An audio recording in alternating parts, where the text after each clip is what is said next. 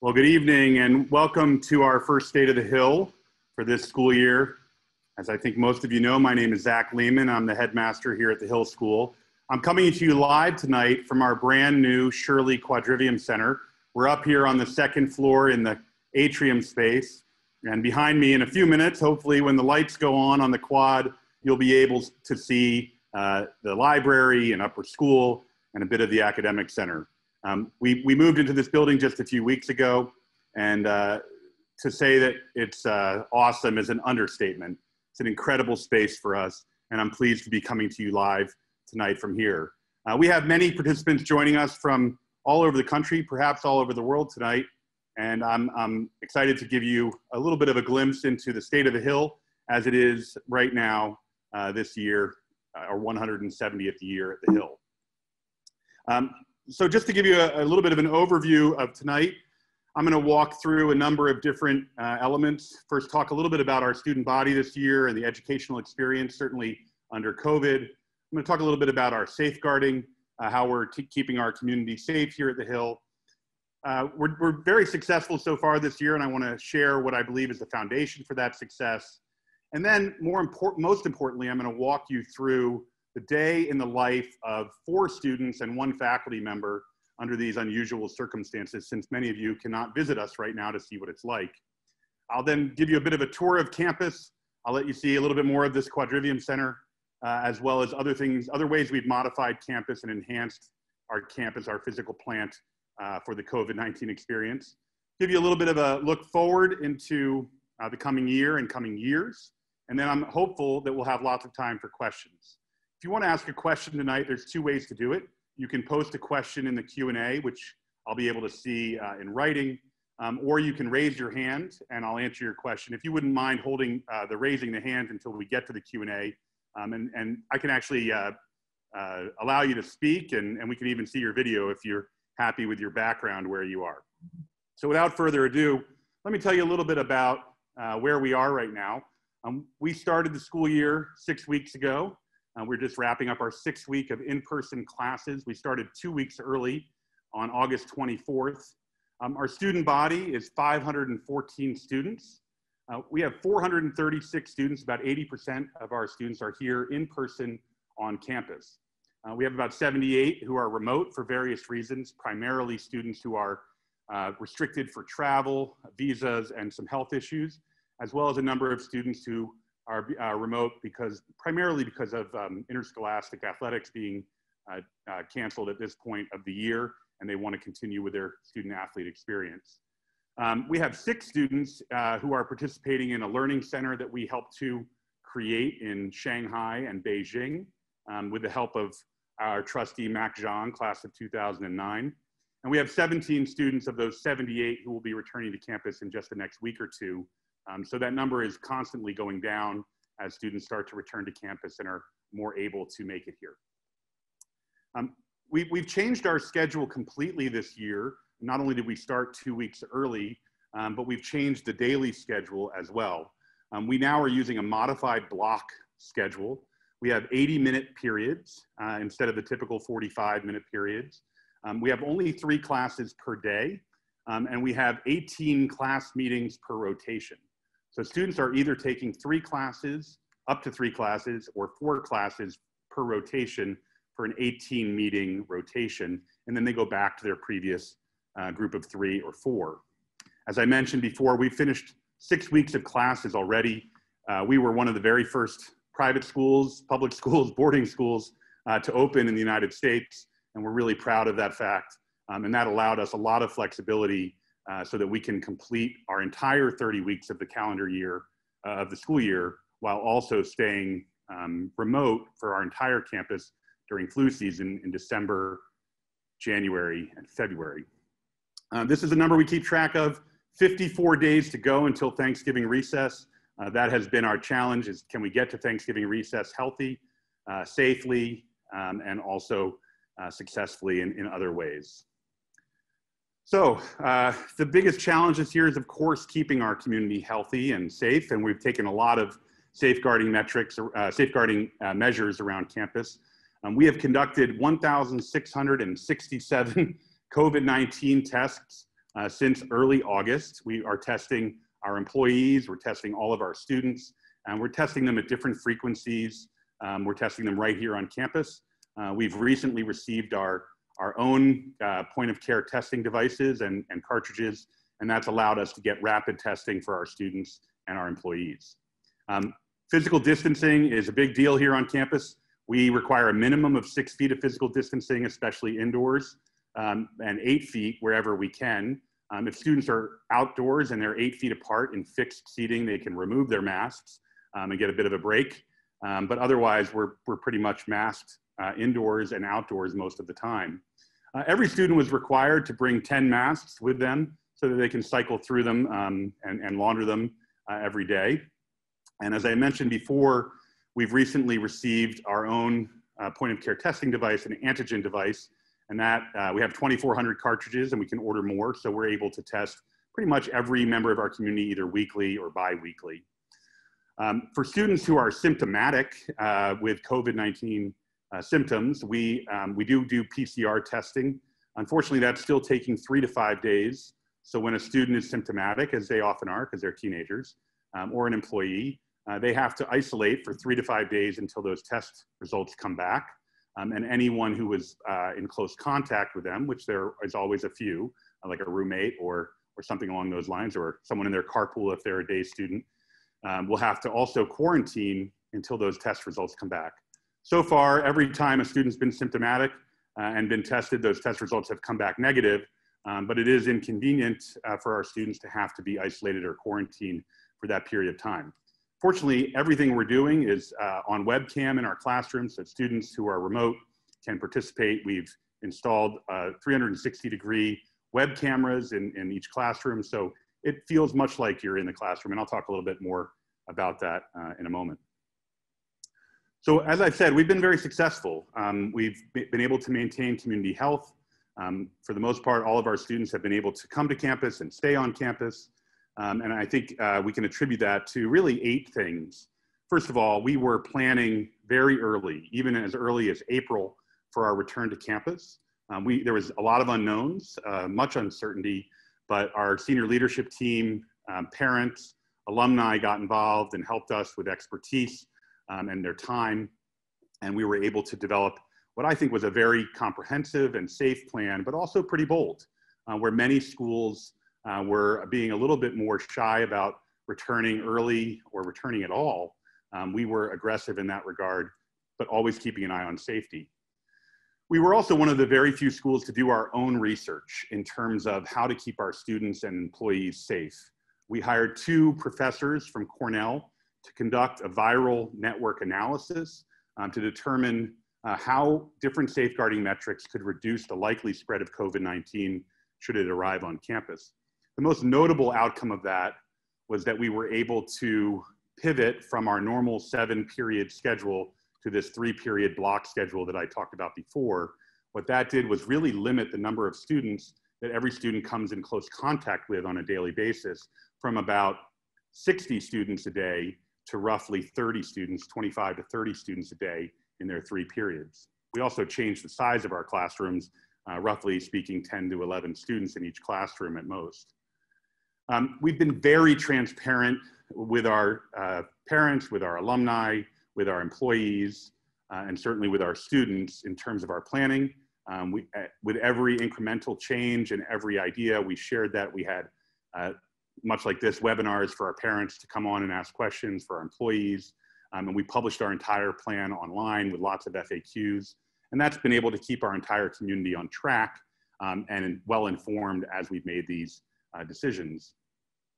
We got very lucky in terms of our facilities, in terms of the timing of our facilities and the capacity. In addition to opening the Quadrivium Center literally about 2 days before classes began, which was quite an accomplishment considering that it was shut down, construction was shut down for 7 weeks during the pandemic, and we started the school year 2 weeks early. We were able to maintain a modular building on campus, which was used during the construction, which added 9 classrooms in addition to the 23 in the Quadrivium Center, as well as 7 tents that we've been able to rent, which serve as outdoor classrooms, dormitory common rooms, and dining areas as well. So we feel quite fortunate to be in that position because many schools were not able to do that. We had a lot of confidence going into this year, and we were able to share that with our employees.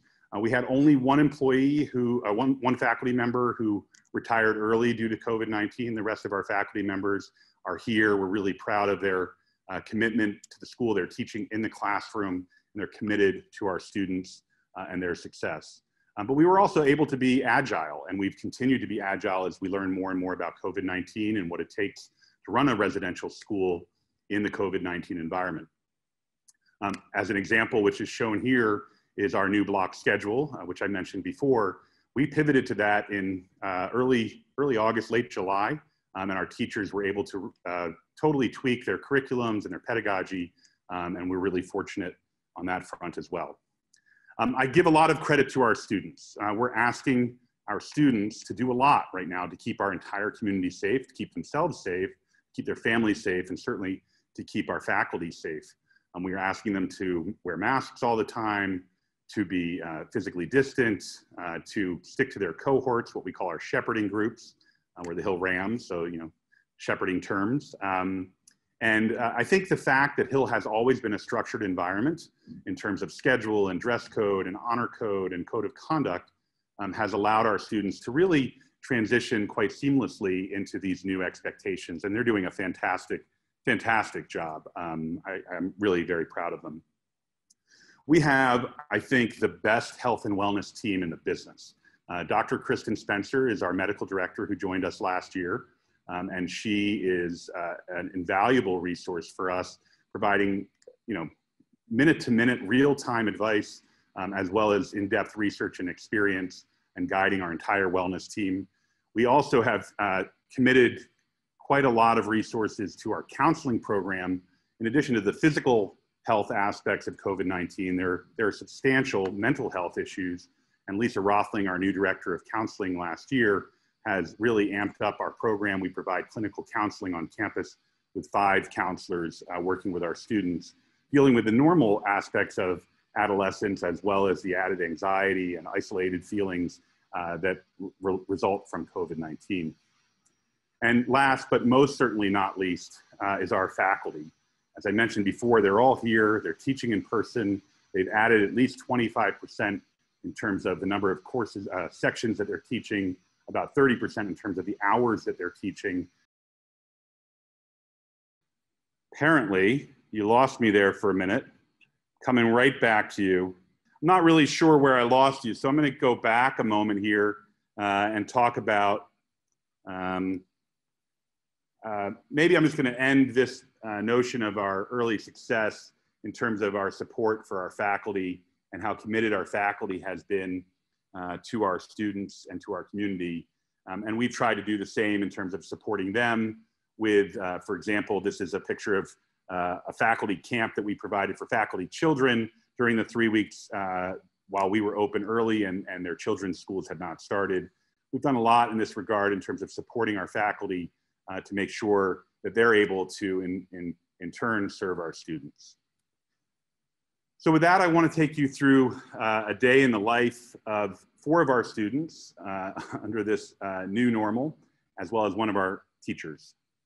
So Grant Ashishku is a new 5th former here at the Hill. He's a boarding student, and he lives in Wendell. So for all of our community members, the morning is an important time for keeping us safe. So Grant will start his day in his dorm room in Wendell, on the 2nd floor of Wendell, and he'll do a symptom check on his iPhone, and we call that WAVE. WAVE is our student location software app that was actually developed by 2 Hill students in the class of 2019. So they worked over the summer to create a symptom checking, which many of you are probably using in your own employment or your own schools, wherever you might be. That gives him the green light to go off to class if he's got no temperature and no symptoms. And then he'll start his day. We have one period, or excuse me, 2 periods before lunch and 1 period after lunch. So on this particular day, he had a Spanish class with Ms. Sosa in our Dell Modular building, which is the temporary building that I talked about earlier, which is available this year. We were able to renew the lease even after the construction. And then he'll have his college forum class with our college counseling office in the Boyer Gallery, which we've converted to a classroom. We've converted a lot of spaces on campus to become classrooms. And unfortunately, we can't gather as a community. We have a restriction on the number of students who can gather inside at one time outside of the dining hall, and that's 25 by state law. So we can't gather in chapel. So we are now broadcasting our chapel talks into our advisory groups who meet in classrooms. And you can watch most of our chapel talks are published are put online. They're loaded up online, and I encourage you to watch them. They've been really powerful this year, and I think that it's been great to sort of pull that curtain back and allow our community, our broad community, to watch our chapel talks. The afternoon will begin with lunch. Lunch is a little bit different in our dining hall, where we can normally seat about 700 people. We can only seat about 125 at a time. But we've created 4 lunch periods. So there's no real seated lunch at this point of the year. But we have the dining hall, and we have a tent where you can also eat right outside on the steel patio. Then after lunch, he'll have one of his 2 classes, either English class in the Academic Center or physics right here in the Shirley Quadrivium Center with Ms. Ruan. If it's his day of the week to test, he'll wait outside the Wellness Center for his biweekly COVID testing. And that usually takes about 15 or 20 minutes, and he'll make an appointment to do that once every 2 weeks for most students. Our athletic program, even though we're not competing interscholastically at this time, our athletic program is alive and well. Students can continue training with their team, or they've been able to select a number of other different co-curricular options, both athletic and non-athletic.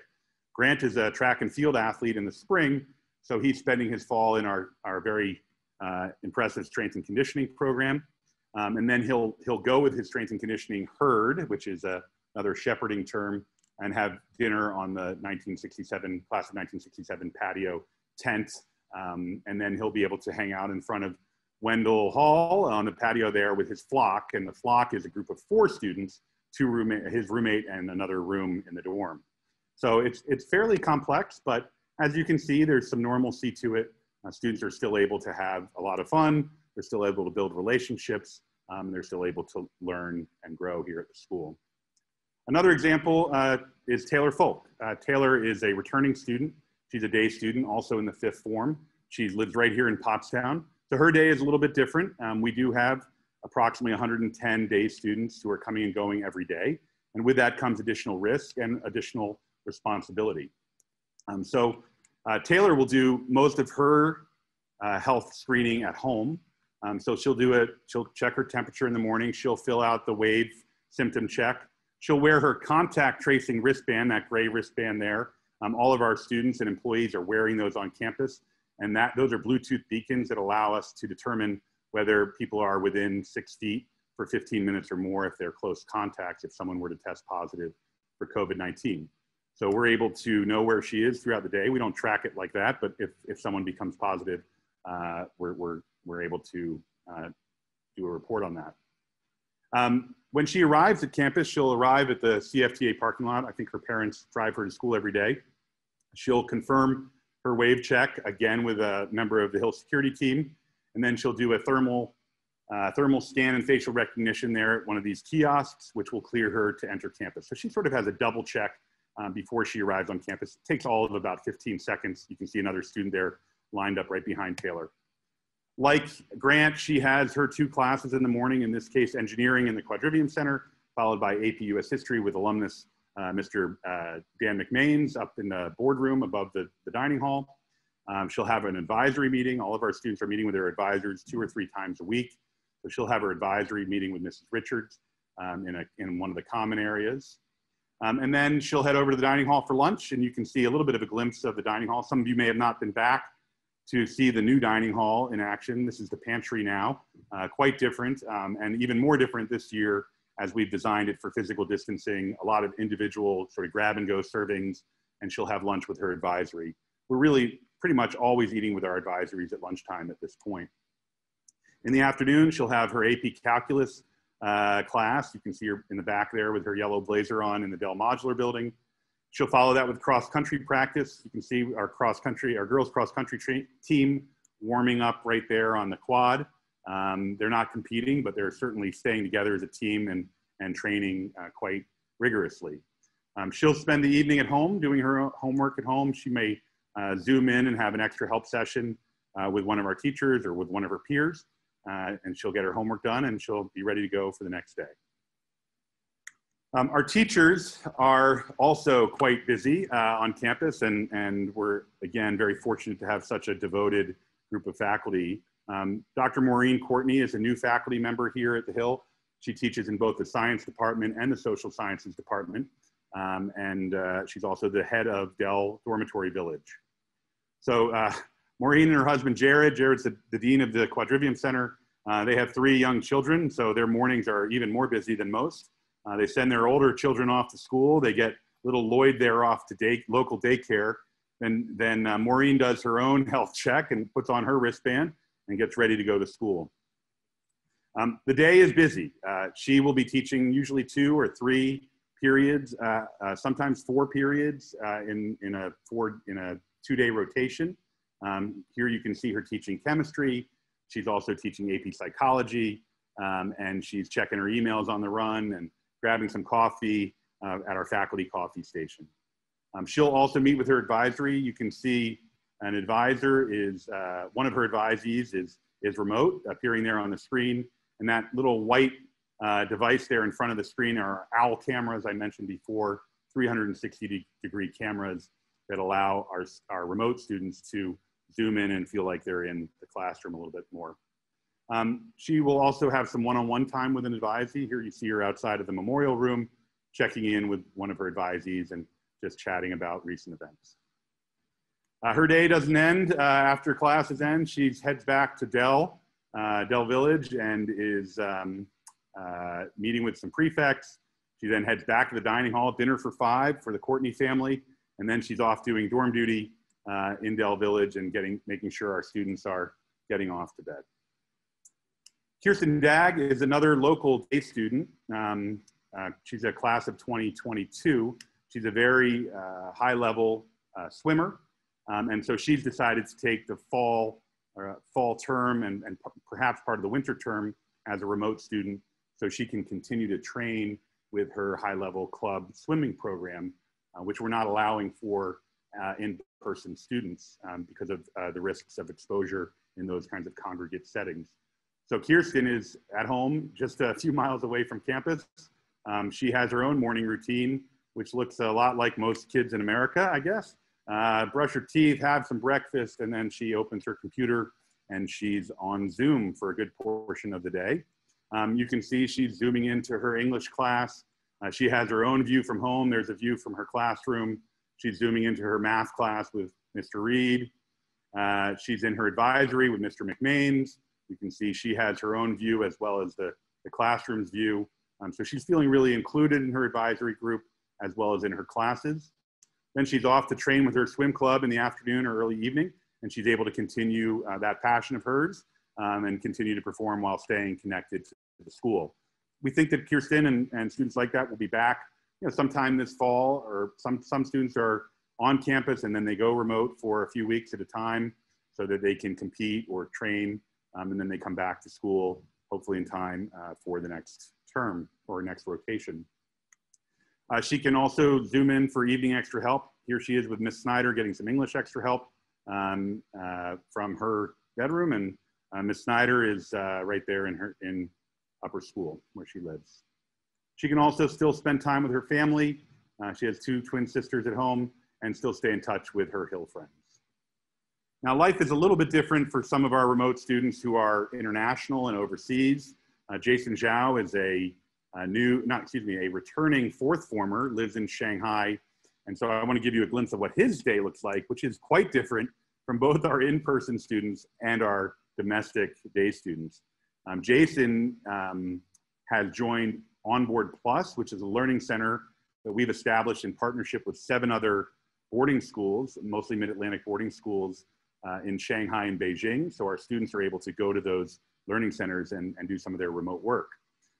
So Jason has quite a few hair products, as you can see here, and similar to me, and will start his morning schedule that way. He rides his bike to Onboard Plus in Shanghai. He does his own check-in on Onboard Plus's symptom checker. And then he will get to his classroom around 9 o'clock, 9:30, and he'll watch a replay of his Spanish 2 honors class, which was on at about 2 a.m. his time. So he's able to watch a replay using the ALC cameras and Zoom. And he has help there from some of the counselors that work at Onboard Plus. He can actually then zoom in to his chemistry lab, which is, in the evening when he goes home after Onboard Plus, he can zoom into his chemistry lab or into his journalism class. You can see him right there in person. Onboard Plus, it's sort of amazing. While we are here doing a lot of physical distancing and wearing masks everywhere, in China, not so much. You can see they're sitting quite close to each other, no masks. They're playing sports. Jason's a high-level soccer player, so he's able to stick with his club team over there. And they're actually putting on their own musical at Onboard Plus. There's about 50 students at Onboard Plus from, as I mentioned before, 8 different boarding schools, 50 in Beijing and 50 in Shanghai. Jason also will zoom into his advisory. You can see there he is on the right-hand side in the orange shirt, zooming in, and his advisory, Miss Erin Worth's group, is giving him the thumbs up. He's able to continue with his community service at home. He coaches little kids in soccer, spend time with his family on the weekends and in the evenings, and stay in touch with his Hill friends. So as you can see, life might be actually pretty good for some of our remote students.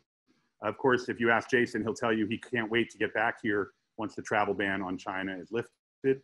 Some of our Chinese students and international students have found ways to get back, either because their countries are not restricted or because they've actually taken a really long route. Some of our students from China have actually quarantined in an intermediate country, usually Cambodia, where they travel for 14 days, and then they'll travel here and quarantine on campus in one of our on-campus facilities for 14 days. It actually has taken several of them 28 days just to be in person. So obviously some kids who are excited and enthusiastic being part of the Hill community. So what does campus look like during COVID-19? Let me give you a little bit of a glimpse into that. So first of all, I promised that I would show you an inside view of the Shirley Quadrivium Center. For those of you who haven't followed along over the last few years, the Shirley Quadrivium Center is really a combination of old and new. We've taken the Widener Science Building and the Widener Arts and Crafts Building, completely renovated those buildings and connected them with a building that's about twice as deep as those 2 buildings, where we house most of our laboratory spaces, which need more room. So you can see that it's a blend of the old architecture and a little bit of the new architecture, which is meant to resonate and bring the 2 together. A beautiful atrium space right in the middle of campus. There are a variety of different learning spaces and gathering spaces throughout the building. We have a lecture hall on the ground level, which was the former Black Box Theater here, or the Cave as it was called for a while. There's a wonderful atrium space on the first floor with cathedral ceilings, and that feeds into the second floor where I am now. There are atrium spaces on each of the 4 levels. There are incredible labs and classrooms. We have 2 chemistry labs, 2 physics labs, 2 biology labs, and a pretty substantial engineering lab that you see there with a glass wall that's retractable. And throughout the building, we have displays that honor and recognize pioneers in different STEM fields, including Hill alumni. So here you see the biology wall, and if we could zoom in, you would see several Hill alumni who are honored on that wall as well. One of the great transformations that I think will stay with us after COVID is the transformation of the Headmaster's Garden and McLean Patio. Many of you will remember this space as being a little bit empty, maybe used a few times a year for pictures before the 6th form dance, or maybe a gathering of some kind, or 6th form tea or coffee. We've been able to convert it into a wonderful space for students, basically our outdoor student center. We have 8 fire pits, propane fire pits, Adirondack chairs, a large tent there, and other patio seating. It's open to 6th formers on weeknights and all students on the weekends. And let me tell you, it's an incredibly popular place for our students to spend some time. We've been blessed with really good weather, especially by starting in mid-August. And our students have taken advantage of that for sure. And it's much healthier for them to be outdoors. We have a little bit of difficulty, as I mentioned before, gathering our whole school together. We have a state restriction on indoor gatherings, which is why we can't use the CFTA theater or really the dining hall or chapel. So a few weeks ago, we had Convocation, which was about 3 weeks into the school year as we moved from one rotation to the next, and we were able to gather all of our students together outdoors in 4 locations. The 6th formers watched Convocation live on the quad.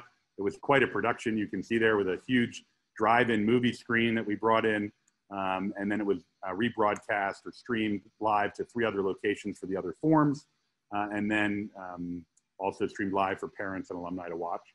It was a really fun evening.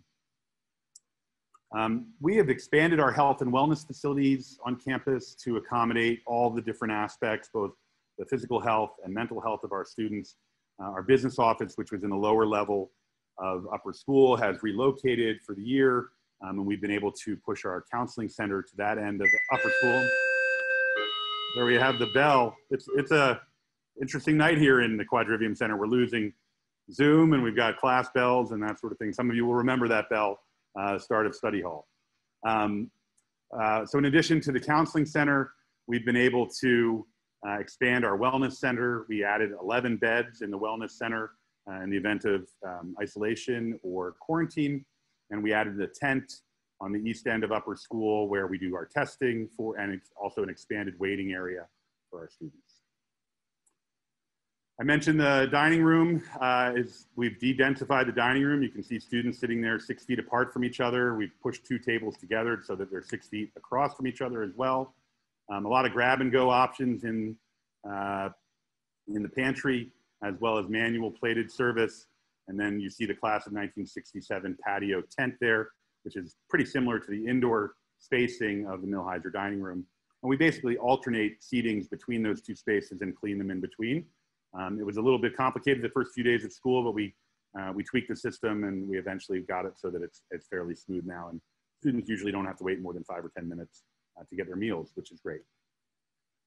We've done some expansion of Wendell Dormitory over the summer. You can see an expanded patio space there, what we like to refer to as the Wendell Beach, as well as we've doubled the size of the Wendell Common area inside, and it can be either open for a full dorm meeting or divided into 2 different kinds of spaces, one quiet, one more of a TV room.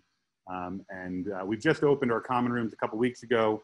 They have limited capacity, but I think 5 or 6 students can be in each one of these common rooms in Wendell at one time. We've really converted every space on campus that we can to a classroom space so that we've been able to de-densify indoor space. You can see Alumni Chapel is being used as a classroom for speech and debate, as well as for music, vocal music. I mentioned the 7 tents around campus. This is the Rolf Foster tent, where Mr. Baum and Mr. Genikis hold economics and AP economics classes. They're outdoors. One of the more popular classrooms on campus and one of the more popular classes on campus. A lot of signage around campus to keep everyone safe. Our little at-hill health branding here, where students should wait, where they should sit, how many can sit, what doors to go through, one-way hallways, one-way pedestrian traffic. It's a lot of signs, and we can't wait for this to be over so we can throw those in the Lawrenceville bonfire next year and get back to our normal community. Over the summer, actually last spring, we built the class of 2020 patio in honor of their resilience last spring right in front of Upper School East. You can see students are gathered there in the Adirondack chairs, double Adirondack chairs, so they can't actually sit 2 to the chairs. You can see them spread out wearing their masks and enjoying a nice afternoon on the patio. So what's next for the Hill? First, just briefly in terms of what's next this year, you can see that our autumn session, which will run from August 24th to December 18th, mostly in person, we'll have a short remote learning period, 2.5 weeks between Thanksgiving and Christmas, and that will end our fall and winter terms. We then go into what we're calling the hibernation period from December 19th through February 28th. And during that time is a 6-week period called the H-term, which is an experiential program for students and faculty to try new courses. These are non-academic courses, but an opportunity for them to explore different interests, different themes by form. They can also petition to do a independent project or an internship or job or community service in lieu of or in addition to the hibernation. The only students that will be on campus during the hibernation are our varsity winter student athletes in the event that we are competing. We hope we will be competing by the winter season. So this would be our basketball teams, our hockey teams, our squash teams, our swimming program, and perhaps our wrestling program if they're able to compete, as well as perhaps our winter track program. And that will, basically, we're shutting down campus for 3 months so that we don't have to contend with the flu. And even though we may have about 150 students here, they will be living in team-based dormitories. So we'll rearrange the whole campus for that 3-month period to keep them as healthy as possible and create sort of mini bubbles for each team. So the rest of our students will be remote all around the world. And then they'll come back for a extended spring term, a 14-week spring term from March 1st to June 4th. Graduation will be on the same weekend it always is, on Memorial Day weekend. We think that we're able to provide 30 weeks of schooling to our students, which is our traditional school year. We have these different campus wellness levels, which depend on COVID-19 levels in the area, as well as our campus health. Right now, we're in what we are calling Charlie 1. We're hopeful to be moving to Charlie 2, which is right there in the middle, our moderate viral risk to campus. We've been able to give more and more liberties to our students and privileges to our students so that they can experience campus as normally as possible. We are right in the middle of admission season. We've kicked it off and it's important for us. We have a great enrollment this year, but it's really important for us to be fully enrolled for next year as well.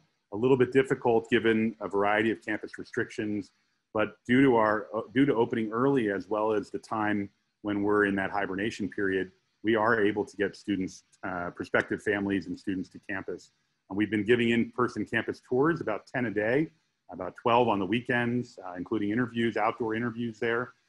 Hopefully many of you were able to see the Our Doors Are Open video, which showcased our students and their incredible commitment to keeping the doors open at the school. There will be 3 or 4 similar videos throughout the year showcasing our students and our faculty and our alumni. And we're going to certainly leverage those in terms of what we've been able to accomplish here at the Hill, and both in terms of the devotion of our students and our faculty. Experience Your Hill is our theme this year for our prospective families, and that will be through a variety of printed materials. And you can see we're doing a number of virtual events, online events, and virtual interviews. Just last week, we held our first online admissions event, and we were able to attract over 300 families registered for that event, which is, I think, 6 continents were represented during the live stream. And lastly, and it's not, I don't want to minimize this, but we had about 20 students who were enrolled for this year and who chose for a variety of reasons to defer their enrollment until next year. While that was challenging for us coming into the school year and we were able to replace most of those students throughout the spring and summer, all of those students, those 20 students, have deferred until next year and signed a deferral agreement. So we're about 20 students ahead of the game going into next year. So normally in a school year, we'd enroll about 170 new students. So we'll only be enrolling about 150 plus the 20 deferred students.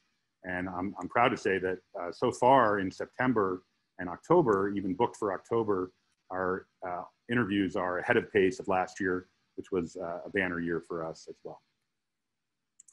A little further ahead down the road, and just to give you a glimpse of what we're working on, having completed the dining hall renovation and the construction of the Shirley Quadrivium Center, we're turning our attention to our residential facilities, primarily the old classroom building, which was actually not a residential facility. It was originally our infirmary many years ago, about 100 years ago when it was first built.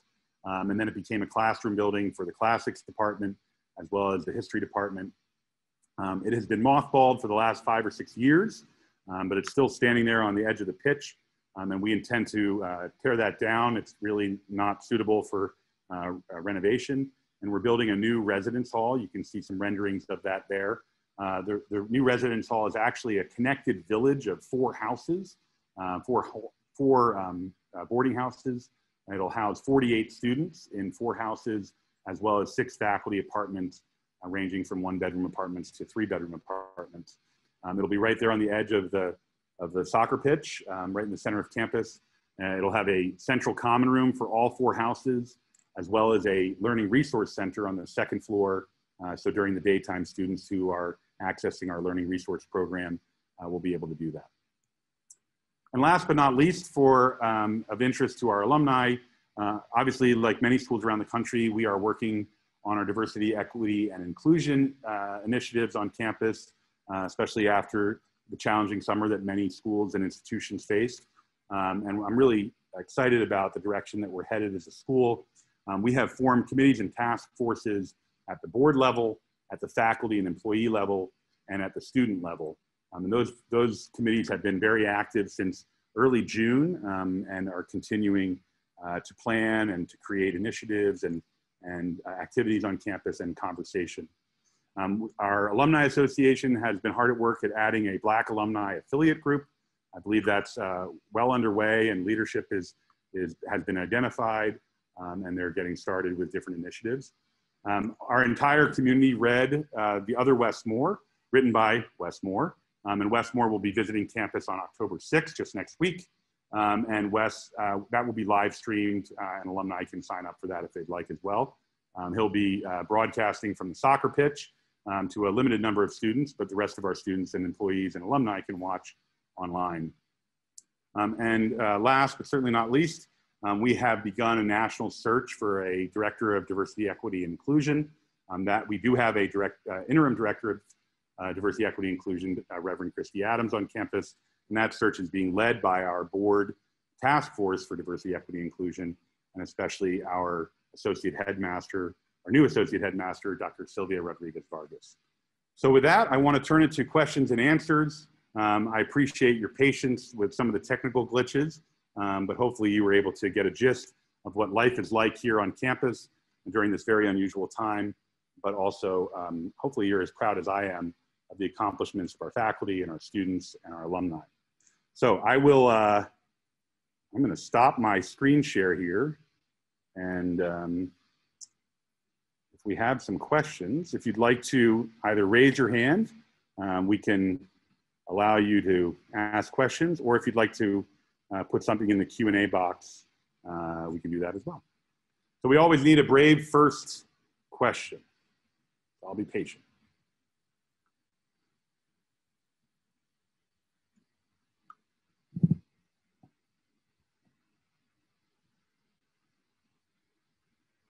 No questions.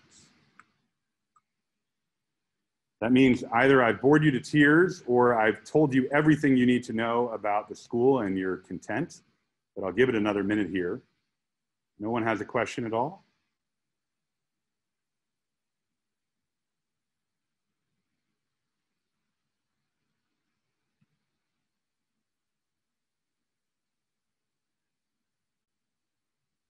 All right, we got our first question. 2 questions. Well, it's the same question, 2 parts. How is morale of our teachers and students? So it's a great question, and it's probably the most important question. I would say the morale of our students, first and foremost, is improving. It's hard. I mean, this is a very different experience. As most of you know, our community is very tight-knit, and a lot of activities and seeing our community all at once, and pep rallies and seated lunches and chapels and common rooms and dorm feeds and family nights. And we haven't been able to do a lot of that just yet. But our students have adjusted, and as they continue to have more and more success with safeguarding community health, they've been able to enjoy some of those privileges as well. In addition, our faculty, I would say, are exhausted, but we are also just very grateful to them. And they came back 2 weeks early. They've been working all summer. They've taken on a bigger course load and workload. They are also restricted in terms of their ability to leave campus and have family visit them and interact with each other. So we've been trying to do a lot of things with our faculty in terms of supporting them and giving them opportunities to interact with each other. So I'd say our student morale is probably in the B+ to A- level, and our faculty morale is probably at a B level right now. And we're getting close to our fall term long weekend, and that will give a little bit of rest and support and rejuvenation to our faculty. So the next question here is, any students on site with COVID-19? The answer to that is no. As of right now, we do not have any students on campus who have tested positive for COVID-19. We had a faculty member, a non-residential staff member who tested positive for COVID-19 back in early August before our students arrived. And we've just started our more rigorous weekly testing or bi-weekly testing. And so we're confirming test results as we speak. So we have some pending test results. So there you go. Just a comment. Thank you for this well-informed State of the Hill and keeping our children safe. You're quite welcome. From Wallace Gundy, Zach, thanks for giving us all a great update about life at the Hill right now. What can alumni do to support the faculty and students during this particularly trying time? That is a great question, Wallace, and I wouldn't expect anything less of you than that kind of question. The best thing you can do right now is reach out to our faculty and just say thank you. A quick handwritten note, a letter, send a gift card to your favorite teacher for coffee or something along those lines. But really more than anything, knowing how proud you are of them makes a huge difference. So we've asked alumni to send notes in the past, and that's been really successful. So certainly referring students to Hill in the admissions process, that provides a lot of support for the entire community, and just being there and being positive and supportive for the school is terrific. How about talking about the new science research initiative headed by Mr. Courtney? So I wish I could tell you more about it, but we've had to delay it due to COVID-19. That will begin next year. Our students will be able to do their own research projects. Jared Courtney brought that from his previous school, but due to COVID-19, we weren't able to start that this year. We had to repurpose that space in the Quadrivium Center for other classes. So we'll get started on that as soon as possible. Next question. Your opening of school and new block schedules seem quite creative. What kind of feedback did you receive from parents about these changes? I think our parents seem to be very supportive. They're just thrilled that their students are here for the most part, and they don't really get the day-to-day part of it, but our students are actually responding quite well to the block schedule. It's a little bit different for our teachers, but they've also responded well. But our students, I asked a group of 8 students last week, and 7 of the 8 said that they would prefer this over our previous schedule. So we'll probably stick with the block schedule through the end of this year and then reevaluate whether we want to stick with that going into next year. What are other boarding schools doing? I wish I could answer that in a quick statement. It's really the wide variety of different plans out there. As an example, just in the Mid-Atlantic, Lawrenceville started about 4 weeks after we did. They brought their students back in 2 different shifts. They just brought their second half of their students back last week. So we're about 6 weeks ahead of them. They canceled their interscholastic athletics early in the summer. So we're considering that a forfeit for the year, and we've won the Megs Green Cup again. Other schools are doing it differently. Petty, for example, their students are on campus, and day students are on coming to campus every day, but they only are in the classroom every other week, whether you're a boarder or a day student. So the boarders will take their classes from their dorm rooms or the library in their alternating weeks. Hun is doing the same thing. Blair is quite similar to what we're doing. Andover has only brought back half of its students until January. Exeter is bringing back all of its students, but none of them are in the classroom. They're all remote from their dorm rooms or the library. The West Town School, which is a boarding school here in town, is remote until January. So it's really a wide variety of approaches to this. So I think we're feeling pretty good about our strategy, well-researched and being implemented quite well and staying agile. Not a question, a comment. I'm very impressed. I'm closely watching 3 other schools, college to primary schools.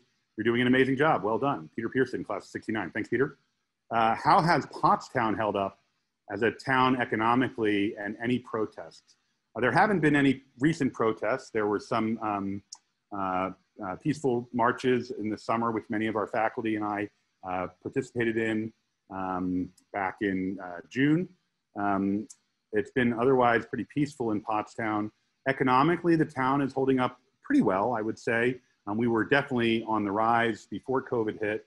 It hurt a lot of the small businesses, but Hill has been very active in terms of supporting, through our Hobart's Run initiative, supporting Pottstown. We've been giving mini grants.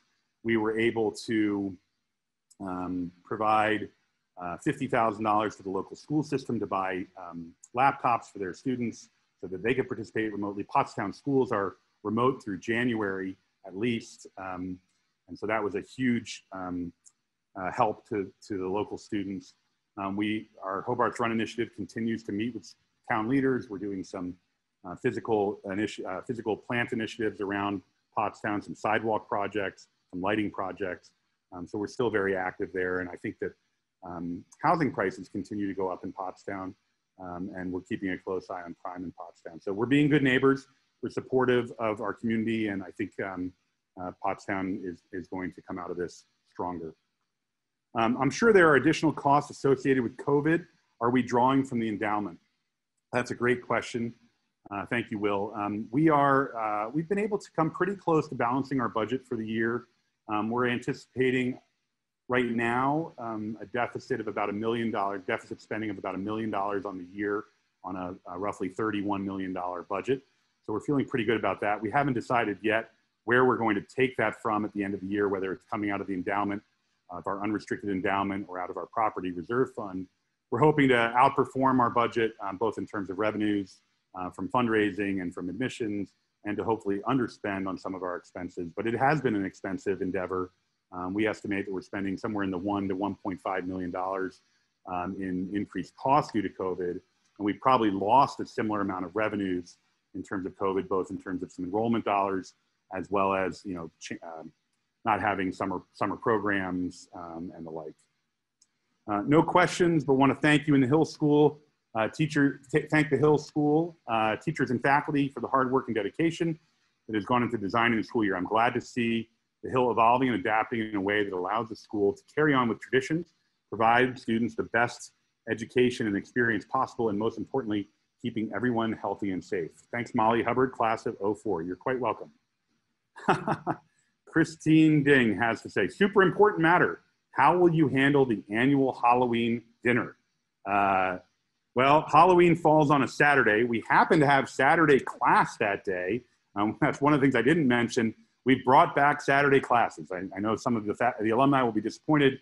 About 3 years ago, we went away from Saturday classes, but to make things work this year, we've added 4 Saturdays in the autumn session.